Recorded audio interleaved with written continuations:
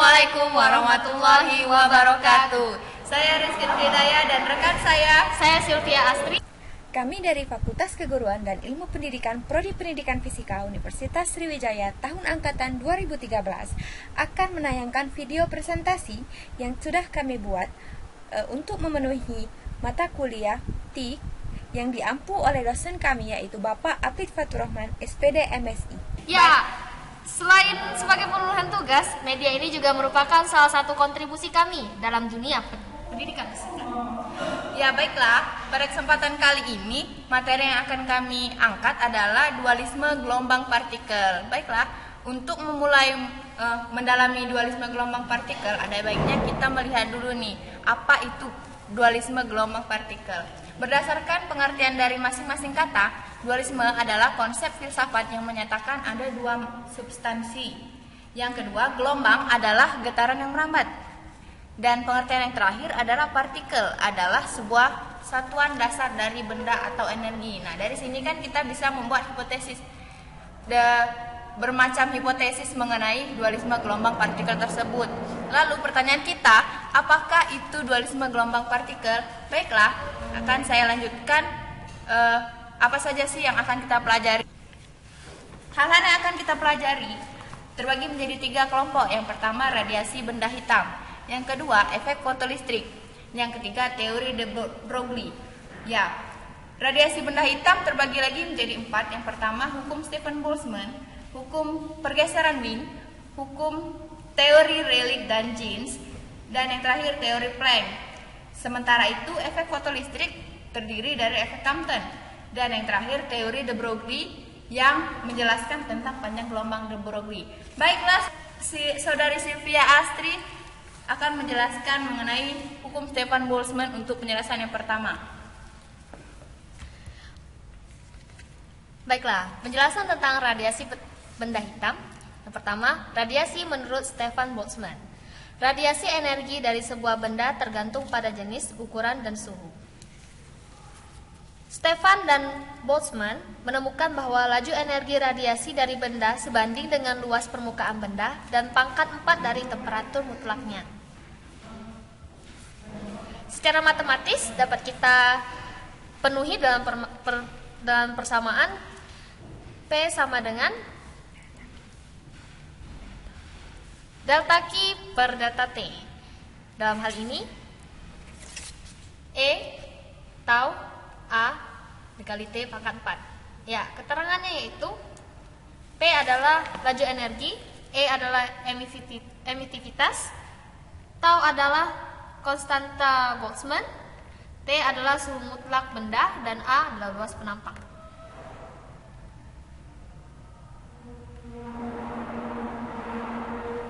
Ya, jika salah satu benda dipanaskan, maka akan menghasilkan spektrum seperti gambar di bawah ini. Ya, bisa dilihat grafik hubungan antara intensitas dan panjang gelombang pada suhu yang berbeda-beda akan jadi seperti ini. Yang kedua yaitu hukum pergeseran Wien. Wien mencoba menemukan hubungan antara panjang gelombang yang dipancarkan benda hitam dan suatu benda. Wien mengamati bahwa puncak intensitas radiasi pada grafik intensitas terhadap panjang gelombang radiasi bergeser ke arah panjang gelombang yang lebih pendek ketika suhu mutlak bendanya semakin tinggi. Ya, bisa kita lihat rumusannya, yaitu lambda M T sama dengan 2,9 kali 10 pangkat minus 3 meter Kelvin.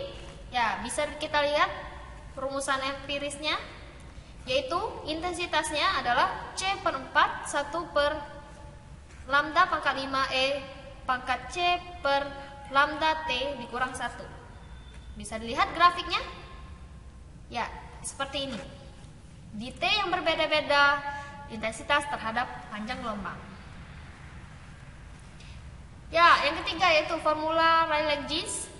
Ya, Rayleigh-Jeans melakukan perhitungan empiris untuk menemukan hubungan antara intensitas radiasi dan panjang gelombang spektrum yang dihasilkan. Jadi, hasil perhitungannya sebagai berikut. I sama dengan 8 pi per lambda pangkat 4 KT C/4. Jadi bisa dilihat jika panjang gelombang kecil ke arah warna ungu, maka intensitasnya akan membesar menuju tak hingga. Jadi inilah yang disebut dengan bencana ultra ungu. Ya, berarti kita bisa dapat simpulkan ya.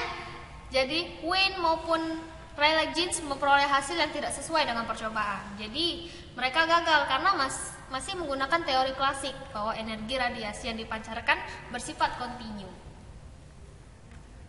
Selanjutnya, teori Max Planck. Ya, Planck mengajukan gagasan baru yang cukup radikal untuk menjelaskan radiasi benda hitam. Jadi gagasannya itu adalah energi yang dipancarkan tidak bersifat kontinu, melainkan mempunyai nilai tertentu dan bersifat diskrit atau kelipatan bilangan bulan. Inilah hipotesis kuantum Planck yang sangat terkenal. Ya, bisa kita lihat secara matematis dituliskan E sama dengan NHF. N itu adalah bilangan Planck-nya ya. H adalah konstanta Planck. F adalah frekuensi radiasi. Ya, penjelasan selanjutnya tentang efek fotolistrik dan teori de Broglie akan disambung oleh saudara Rizky Nurhidayah. Silakan. Baiklah, saya akan melanjutkan mengenai efek fotolistrik. Yang pertama mengenai efek Compton. Baik, langsung kita lihat saja. Nah, di sini efek Compton adalah peristiwa terhamburnya foton ketika ditembakkan pada elektron. Bisa dilihat di sini gambar penghamburan foton tersebut. Lalu secara matematis, efek Compton ditulis sebagai delta lambda min lambda aksen min lambda min H per M0C dikali 1 min cos theta, dengan keterangan bahwa delta lambda adalah pergeseran panjang gelombang foton yang memiliki satuan M, lambda dengan panjang gelombang foton datang, lambda aksen yang merupakan panjang gelombang foton hambur, dan M0 massa diam elektron yang bernilai 9,1 kali 10 pangkat min 31 kg, dan yang terakhir theta sama dengan sudut hamburan. Maka didapatlah panjang gelombang Compton dengan perumusan H min M0 dikali C. Baik, kita lanjut. Hasil percobaan Compton menunjukkan bahwa grafiknya ini grafik panjang gelombang. Nah, dari penjelasan saya tadi, maka dapat kita mendapatkan fakta bahwa efek fotolistrik dan efek Compton adalah peristiwa yang membuktikan bahwa gelombang cahaya dapat berperilaku sebagai partikel. Lanjut ke hipotesis de Broglie. Adapun hipotesis de Broglie berbunyi, jika gelombang cahaya dapat bersifat sebagai partikel, maka partikel seharusnya dapat bersifat sebagai gelombang. Nah, besar panjang gelombang partikel atau materi menurut de Broglie adalah lambda sama dengan H per P sama dengan H per M kali T, dengan lambda sama dengan panjang gelombang partikel, P adalah momentum partikel, M adalah massa partikel, dan V adalah kecepatan. Baiklah, dari semua penjelasan tadi dapat kita simpulkan bahwa gelombang akan bisa bersifat sebagai partikel, sedangkan partikel itu sendiri juga dapat bersifat sebagai gelombang. Dibuktikan dengan semua percobaan yang telah dijelaskan saya dan saudari Sylvia tadi.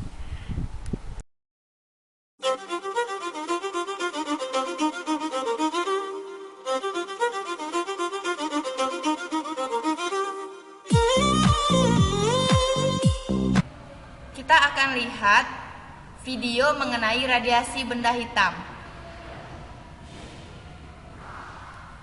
Silakan menyaksikan.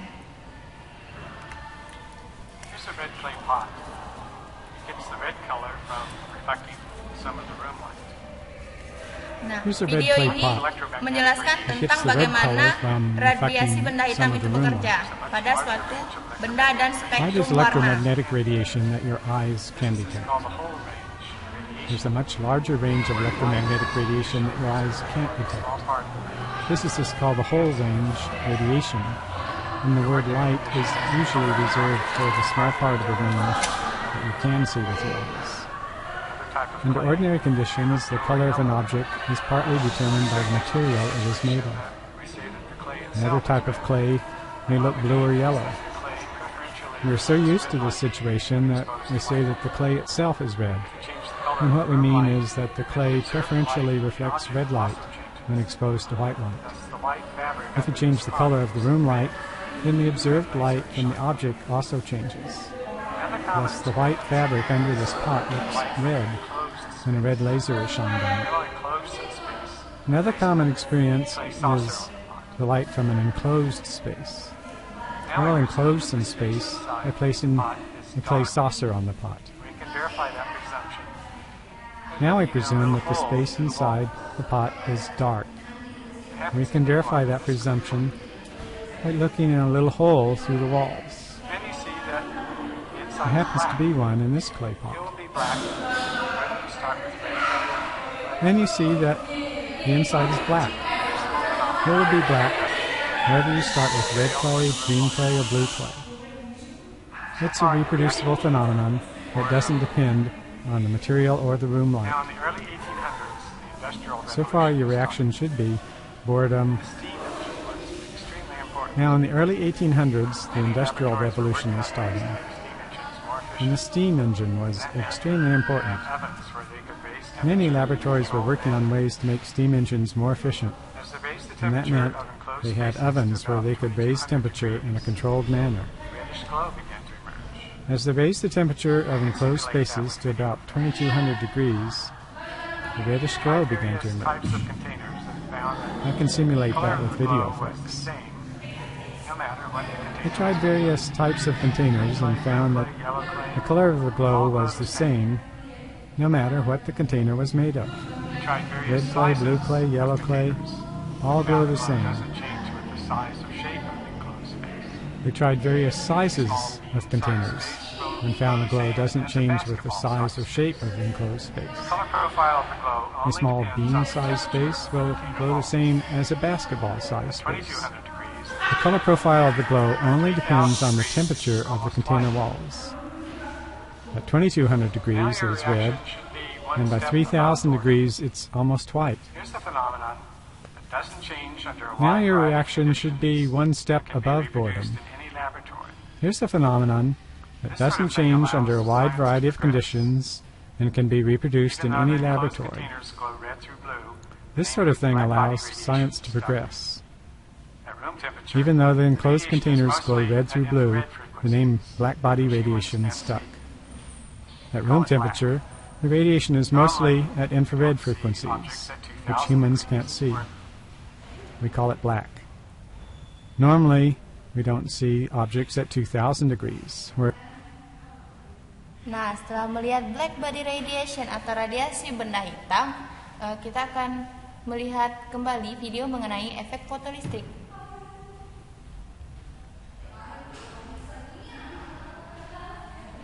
Selamat menyaksikan.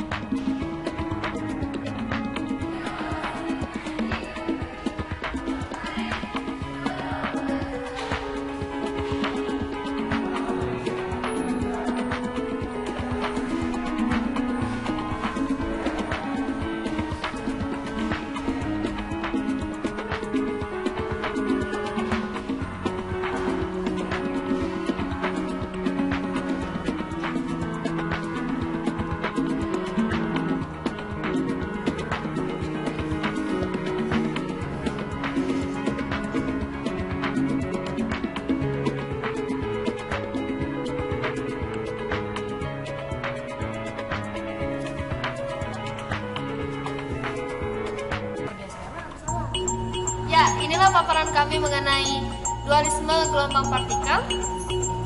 Saya Rizky Nurhidayah dan rekan saya. Sylvia Astri.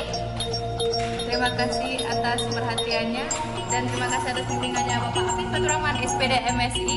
Ya, tanpa beliau kami tidak bisa terarahkan untuk membuat video berbasis pembelajaran ini. Kami Fakultas Keguruan dan Ilmu Pendidikan Prodi Pendidikan Fisika Universitas Sriwijaya. Mohon pamit dulu. Wassalamualaikum warahmatullahi wabarakatuh.